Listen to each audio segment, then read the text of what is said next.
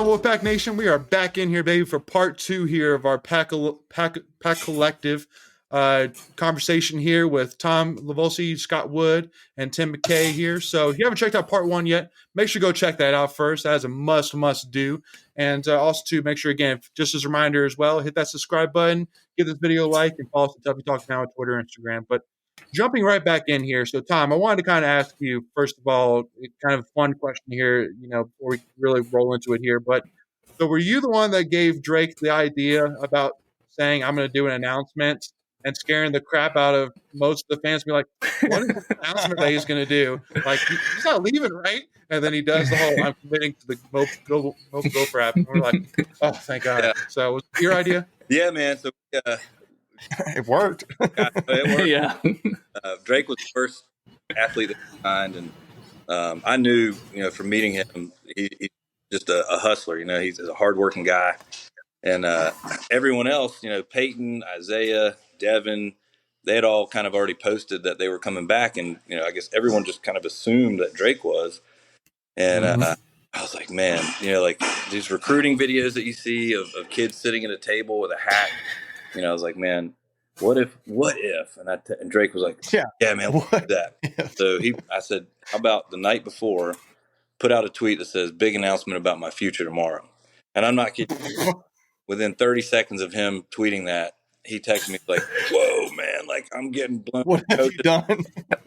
Heck yeah. I was like, yeah, we probably should have told the coaches what we were doing first, but yeah. Oh my goodness.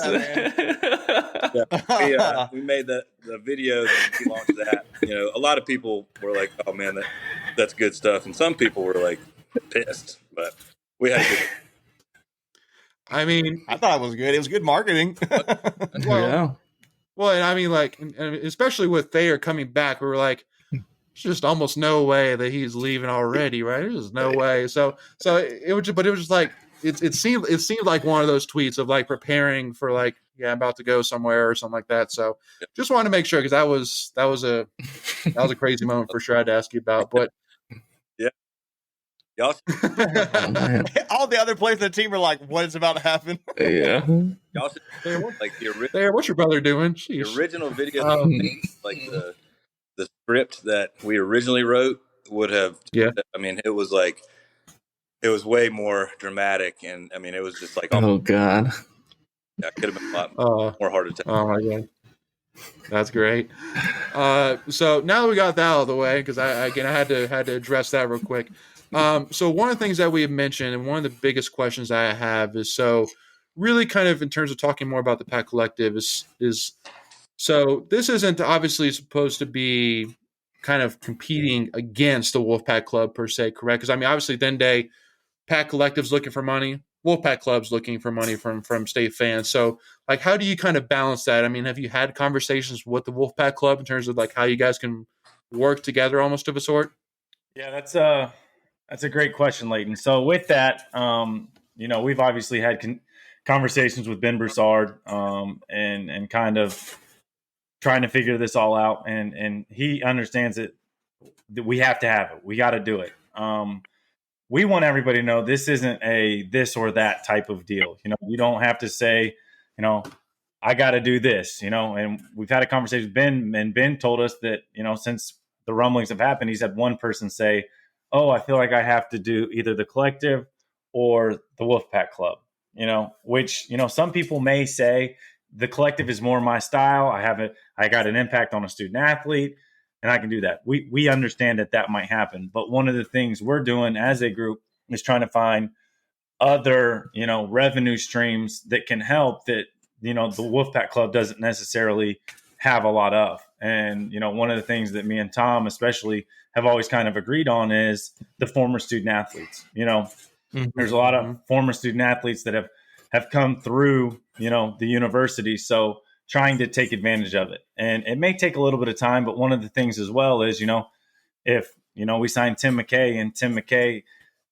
we take good care of him, and the next day he signs a big contract in the NFL, Tim Mckay is going to be a lot more likely to give back because he's now experienced it. He saw the impact that it had on him. So that's one of the things that we're trying to look at. There's a few others as well. So it is kind of a tough question because it can probably get a little hairy at times, but very similar to what Tom said in part one, we are kind of hand in hand with the university in a lot of ways. So, because at the end of the day, we need the Wolfpack Club to be successful because we're going to need scholarships. We're going to need upgrade to facilities. Yep. We're going to need all that stuff.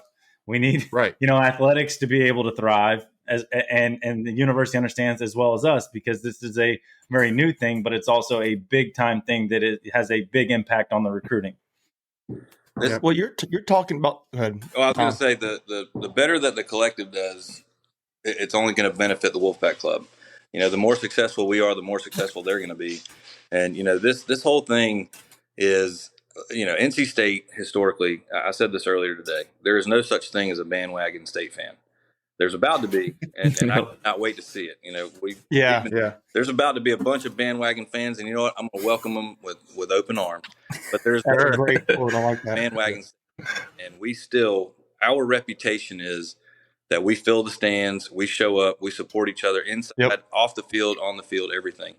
And with this is an opportunity for people to put their money where their mouth is. There's already a significant amount of people that give their hard-earned Wolfpack Club. We're not trying to take a dollar away from them, but there, to Scott's point, this is a completely different business model. We have to Tim's earlier point, we have to build something that's sustainable. We can't just raise a bunch of money, give it away, and then go back to the same people over and over.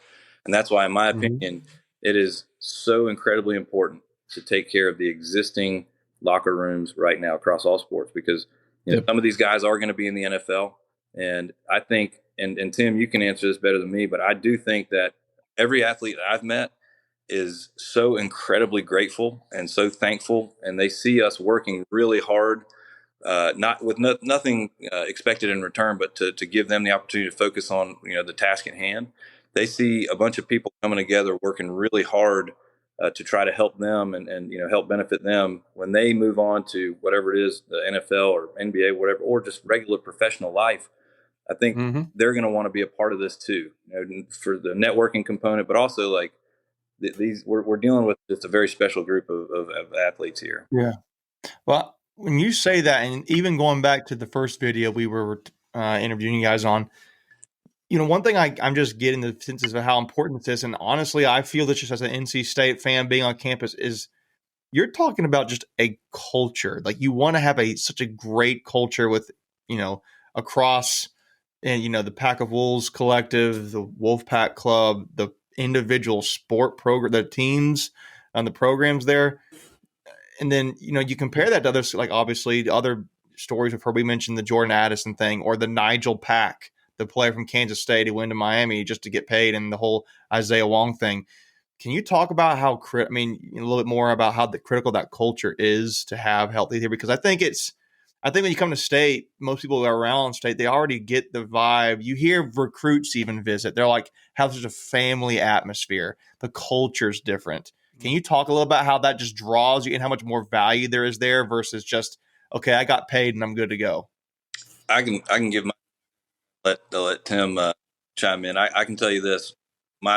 Most of my dealings have been on the football side, and one of arguably the most impressive thing for me on a personal note is Coach Dorn and his staff, and that culture, not just with us, but inside the program itself. With the transfer portal and with Icky going, there were needs and some transfer portal players that were interested in coming here to take that spot. And Coach Dorn cares so much about his existing locker room and the culture that they built here that he said, look, I don't even want to talk to these people. If they're coming looking for, until my current players are taken care of, I'm not even having a conversation. Like, you guys don't even come to me asking about portal, transfer portal people. So that was that's just a reflection of just how much he cares and how much this cares for each other, and the culture off the field is just as strong. Sorry, Tim, you go ahead. I didn't mean to interrupt you. You're fine. I will say that I don't want Tom was saying that Coach Dorn has emphasized in multiple team meetings that he wants to take care of us first. He's not really worried about the transfer portal. Since he's been here almost a decade, he's built up a great culture. He's trying to maintain that. And as you see with these big contracts coming in for like the alleged $8 million with Tennessee quarterback and the Jordan Addison stuff, that kind of stuff can wedge division in the locker room, like destroy a culture. So I really like what Dorian's doing and focusing on building community in the locker room and keeping that culture here. Yeah. And I'm thinking too, partly thinking about this whole NIL business side of things now. It's almost like if the teams and the universities or the programs for whatever school, if we don't get people don't hop on board right this, you're gonna get run over. If you don't go ahead and get this stuff going now, I mean, you can already tell like this is going to be it's totally change the game. It's critical to have this, but you just talking about the culture and doing it right. You mentioned observing. Scott mentioned how there's even like Oklahoma State had something that y'all liked. Watching successes of others and failures of others. I think that's really, really admirable. Just as not as a question, but just as a comment. Yeah. And one thing too. Go ahead, Scott. I was just going to say, the funny thing about all this is the NIL is cool or whatever, and a great recruiting tool, whatever you want to call it. But now more than ever, your best recruiting tool is a Tim Mckay. It's a person that you've done a deal with, and now you have a conversation with a recruit that comes on campus, and he can talk highly about the Pack of Wolves and the type of things that he's done for him. So it is, in a roundabout way, kind of cool, because when we do these deals with a lot of these student athletes, the coaches, they don't really have to talk about the NIL. It's when they go out with, the guys and they're like, hey, have y'all seen anything on this side of it? And he's like, dude, the Pack of Wolves are great. They've showed us a lot of stuff. They've introduced us to a lot of businessmen, and they've taken care of us. And that's what it's about. Because, yeah, it's great to see, $800,000 in front of you, but, are they going to pay it all? Like, what else is included in it? We've seen some deals out there that are loans. They're not even contracts. They're a loan that, when the person turns pro, they have to pay back the contract. So a lot of this just doesn't make sense, because what happens if the kid gets hurt and now he has to pay back $60,000? That's not right. So the nice part is it's just a bunch of people that understand that this, as much as we're going to try and run it like a business, it's all for the student athlete. Like we're not going to make a penny off of it. It's making sure that, one, they're compensated and they get all that we tell them that they're going to get. And then we can have that impact as well to, send Tim Mckay off into the real world. And he's created a bunch of connections already. Before we continue, I want to take a quick second to tell you about our sponsor, Flatlands Jessup Insurance Group, that has your whole world covered, with agents in 5 offices throughout eastern North Carolina to help you decide how much coverage you need. Offering policies for home and auto, recreational vehicles, commercial, crop, health, life, and employee benefits. They are able to combine options to find a comprehensive solution that works for you. Flatlands Jessup protects the things you love so you can spend less time worrying and more time enjoying them. Find them on Facebook and Instagram at Flatlands Jessup. You can also visit their webpage at www.flatlandsjessup.com. So please make sure to go and check them out.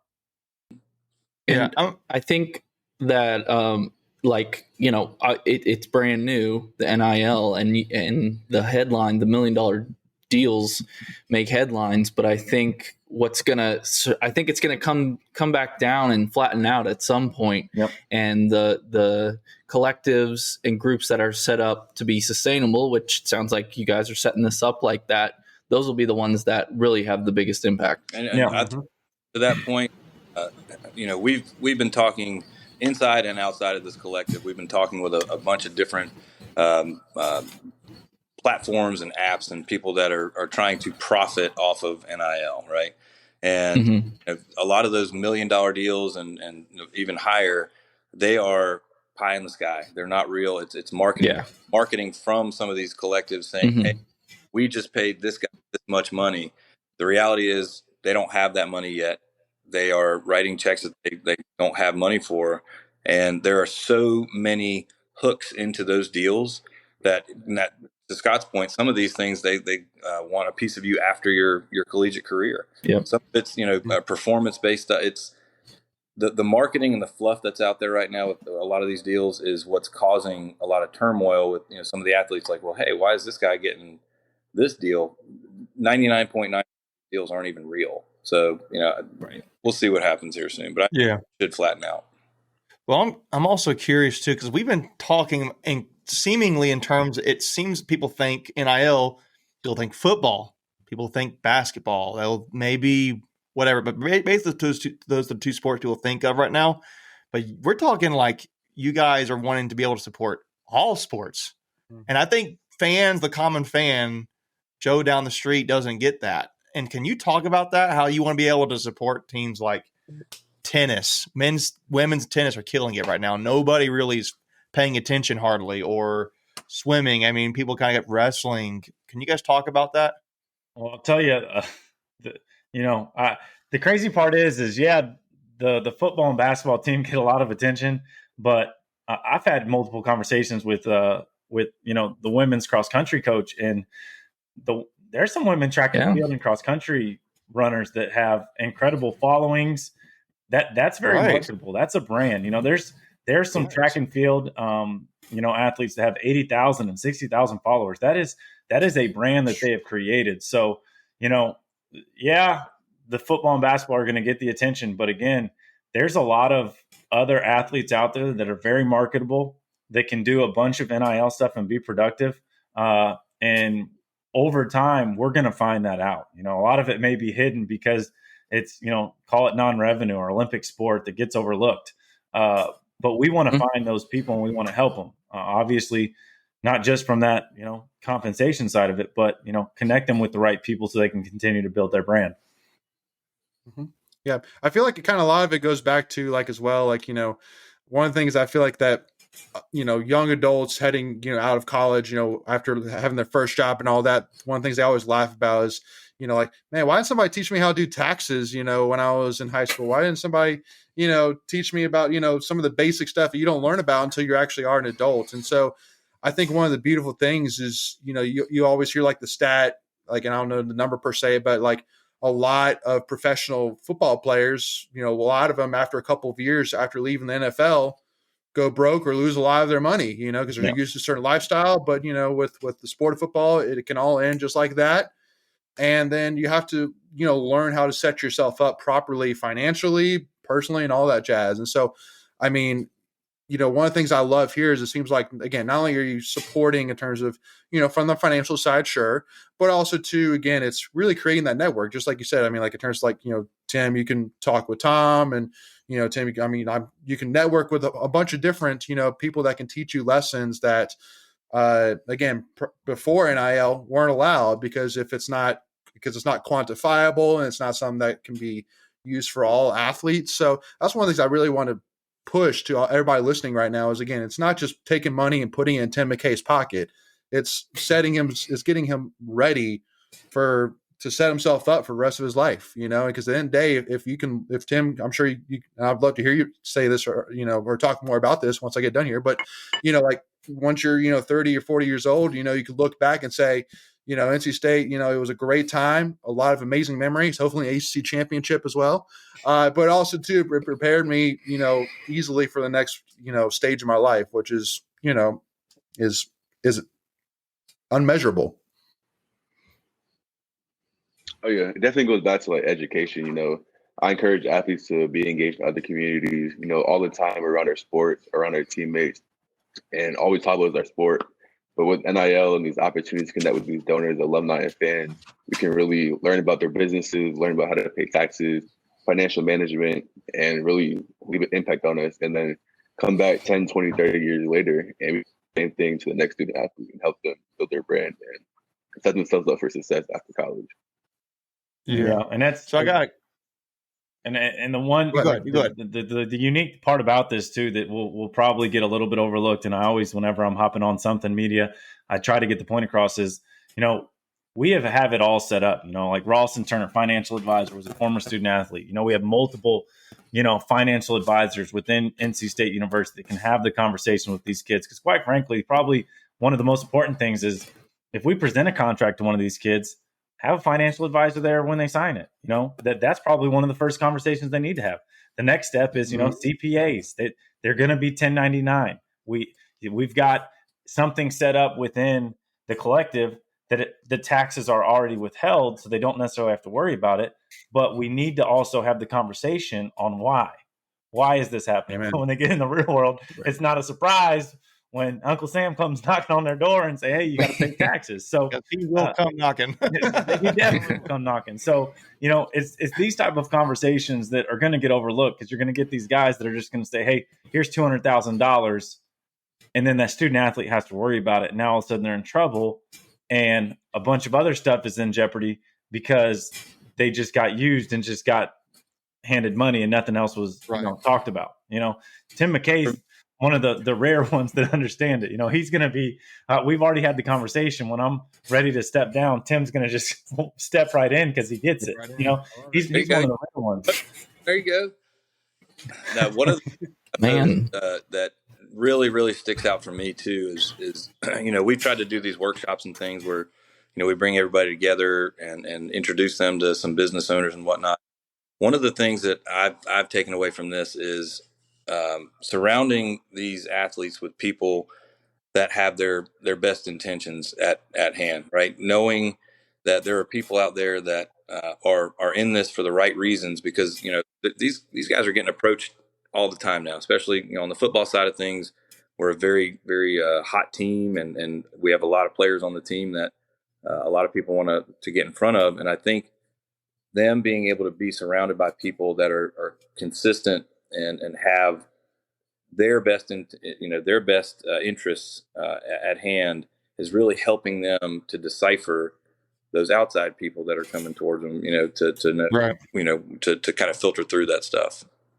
Mm-hmm. Cool. So I got a couple closing questions today. So we're kind of getting near the end here of our time, but I guess in general, you don't have to be like a long-winded answer here, but where do you see this in a year from now? Like, what would you like to see the NIL collective we have for NC State be like this time next year? This is where we are. Yeah, well, a lot of it's just going to depend on the ever-changing element of the NCAA and what they plan on, what they want to do and what they don't want to do. If they keep it like this, I just don't see a lot of these collectives right now being sustainable. These guys giving $2 million to a collective just ain't going to give $2 million every year. So a lot of it kind of does fall back into the NCAA hands. But again, we are looking at this for the future. We understand that there are immediate needs now. Basketball has some immediate needs over there, but we've got to build this thing so that it lasts. So when the Tim Mckay is on campus in 6 years, we're able to help Tim Mckay. So again, it's trying to build this and build it the right way. And again, a lot of the football and basketball, the women's basketball, the baseball, will probably get a lot of looks early on when we get this thing up and running. But again, the long-term vision of every single person that has been involved with this is every single student athlete. So we're trying to figure that out, and it's going to be a process. But we feel like we have the right people in the room. We have a great athletic department that will support us. We've got great coaches in the right positions right now, and they all have the same understanding. We're going to work with what we have, and we're going to have a positive impact and do it the right way. Amen. Awesome. And then my last question is, how can the fans now be able to go out and support you guys? What's the practical ways, avenues they can go and do that?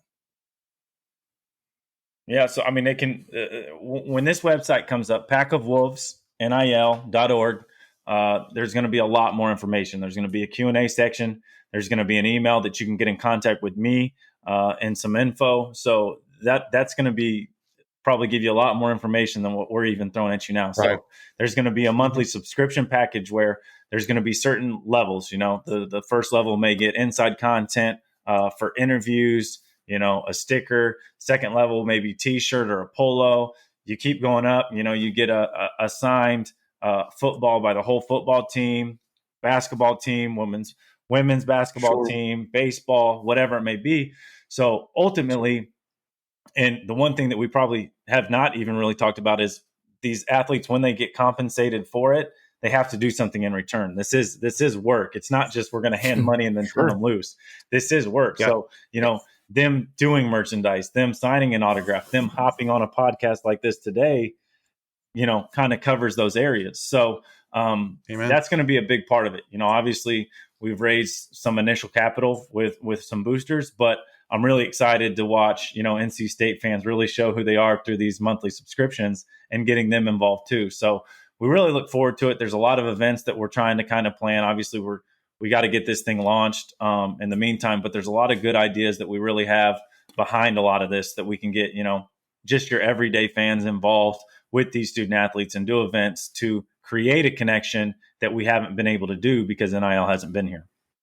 Play a game of horse against Scott Wood for an opportunity for $1 million. $1 million. I love it. Listen, you put anybody out of Scott's pocket. Mistakes. Not after what I saw yesterday. I love it. Awesome. Well, Scott, Tom, and Tim, thank you all so much again for jumping on. Hey guys, we're definitely super excited about this. This is going to be awesome. And I think it's going to be, just like you said, hugely beneficial for everybody, for the sport, for the university, for the athletes, the fans, you name it.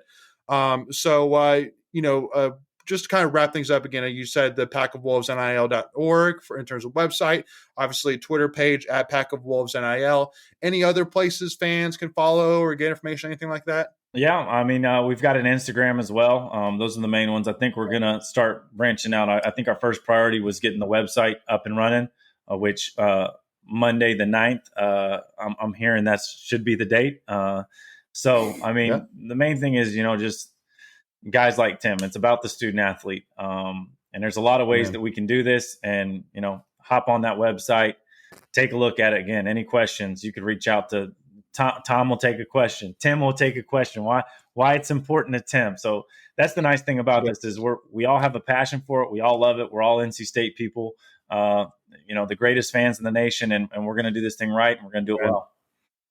Amen to that. Amen. Well, thank you all so much again for tuning in. Just as a reminder, again, hit that subscribe button, give this video a like, and give us a follow. Tuffy Talk Now on Twitter and Instagram. But thank you all so much. And hey, as always, go Pack, y'all. Go Pack, guys. Go Pack.